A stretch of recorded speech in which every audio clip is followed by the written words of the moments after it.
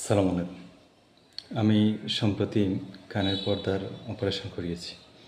তো অপারেশনের সম্পূর্ণ প্রসিডিউরটা আপনাদের সাথে শেয়ার করছি।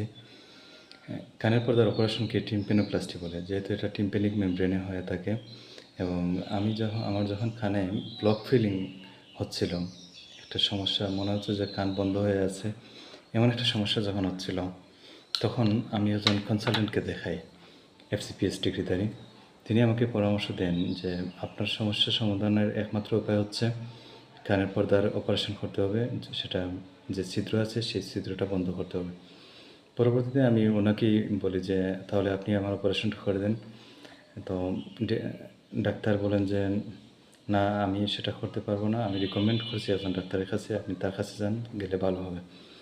পরবর্তীতে যদিও আমি ওই রিকমেন্ড করা ডাক্তারের কাছে যেতে পারিনি, কারণ সেটা ঢাকায় ছিল। আমি আমার বিভাগীয় শহর যে সিলেট আছে, সিলেট বিভাগের একজন ডাক্তারকে দেখাই। তো ডাক্তারের ডিগ্রি এবং অন্যান্য বিষয় বিশ্লেষণ করে ওনাকে আমি চুজ করছিলাম এবং তিনি বলেছিলেন যে হ্যাঁ, আমি করে দিতে পারবো। তবে তখন এই যে অপারেশনের চার্জ, যেটা কত টাকা লাগবে সে বিষয়ে আলোচনা করছিলাম। তিনি বললেন যে এই ৬৫,০০০ টাকা দিতে হবে। তারপর সেটা হয়তো ২-৩ হাজার টাকা কমানো যাবে এরকম বলেছিলেন, কিন্তু পরবর্তীতে দেখা গেল আমার ৬৫,০০০ টাকাই ব্যয় হয়েছে। তো কানের যে সমস্যা যেটা আছে সেটা এই ছোটোবেলায় যে কানের ছিদ্র হয়েছিল সেটা হয়তো খুব অল্প টাকার অ্যান্টিবায়োটিক বা অন্যান্যভাবে চিকিৎসা করে নিলে কমে যেত। সেটা এই অ্যাডাল্ট বয়সে এসে দেখা যাচ্ছে যে অনেক টাকাই ব্যয় হয়ে গেছে অপারেশন করতে।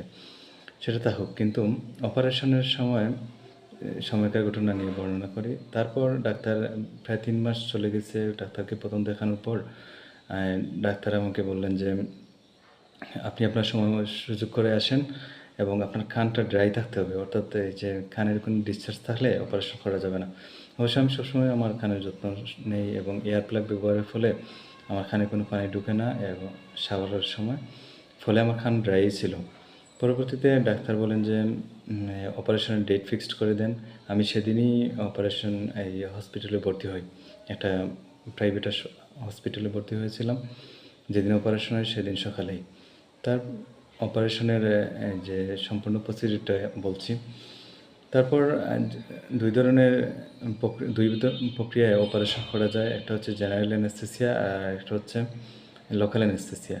তো আমি বলছিলাম যে না, আমি যে লোকাল অ্যানেস্থেসিয়া না, আমি জেনারেল অ্যানেস্থেসিয়া দিয়ে করতে ইচ্ছুক। যেহেতু লোকাল অ্যানেস্থেসিয়া দিয়ে করলে একটু ব্যথা হতে পারে এ চিন্তা করে। দেন ডাক্তার যে তাদের অপারেশন থিয়েটারে আমাকে নিয়ে যায়, ওটি ড্রেস পরায় এবং ওই এসব আনুষঙ্গিক যে কাজকর্ম তারা আছে সেটা করে। ডাক্তার আমাকে এই অ্যানেস্থেসিওলজিস্ট যিনি আছে তিনি আমাকে জিজ্ঞেস করেন যে আমি কী করি কী না করি। বলেছিলাম যে আমি দিনাজপুর সরকারি কলেজের টিচার, প্রাণিবিদ্যা বিভাগের ৪১তম BCS থেকে। এই কথা বলতে না বলতে ওনার দেওয়া ইঞ্জেকশনের ফলে আমি অজ্ঞান হয়ে যাই এবং মূল যে সার্জন আছেন তিনি অপারেশন শুরু করেন। অপারেশন করতে আমার মনে হয়েছে এই ঘন্টা ১.৫ সময় ব্যয় হয়েছে। আর অপারেশন করার সময় এই যেটা বুঝলাম যে আমার কানের এই যে উপরের অংশ যেটা আছে, পোস্ট অরিকুলার রিজিয়ন যেটা আছে, সেখান থেকে টেম্পোরাল ফাসা নামক একটা পর্দা নিয়ে এদিক থেকে অপারেশন করে এই কানের ভিতরে চলে গিয়ে এই পর্দার সাথে সেই ফাসা বা পর্দাটা অ্যাটাচ করে দেওয়া হয়েছে। অ্যাটাচ করে দেওয়ার পর এখানে অনেক কাজ করতে হয়, মানে যাতে এই যে পর্দাটা হাঁচি-কাশির সাথে চলে না আসে, মানে জয়েন্টটা যাতে ভেঙে না, এই যে নষ্ট না হয়ে যায় এগুলো। এবং একটা ব্যান্ডেজ দেওয়া হয়, সারা মাথা ঘুরিয়ে একটা ব্যান্ডেজ দেওয়া হয় এবং কানে আলাদা প্রথমে একটা ব্যান্ডেজ এবং মাথা ঘুরিয়ে আরেকটা ব্যান্ডেজ, যেটাকে গ্লাসকোক ব্যান্ডেজ বলে। তো গ্লাসকোক ব্যান্ডেজ যেটা আছে মাথা ঘুরিয়ে দেওয়া হয়, সেটা পরের দিন ২৪ ঘন্টা পরেই খুলে ফেলা যায়। কিন্তু কানের যেটা থাকে সেটা প্রায় যে ৭ থেকে ১২ দিন বা ১৪ দিন রাখতে হয়। তো এই রাখার ফলে দেখা যেত আমি যে ঘুমাতে পারতাম না এই দিক দিয়ে। একদিকে পাশ হয়েই আমাকে প্রায় ১২ দিন ঘুমাতে হয়েছে এবং সবচেয়ে বেশি কিছু সাইড ইফেক্ট মেনে নিতে হবে এই অপারেশনের ফলে। একটা হচ্ছে যে আপনি পাশ ফিরে ঘুমাতে পারলেন না। দ্বিতীয় হচ্ছে আপনার মাথা ঘুরাতে পারে। তৃতীয় হচ্ছে আপনার কানে একটা বাজিং শব্দ হবে সবসময়।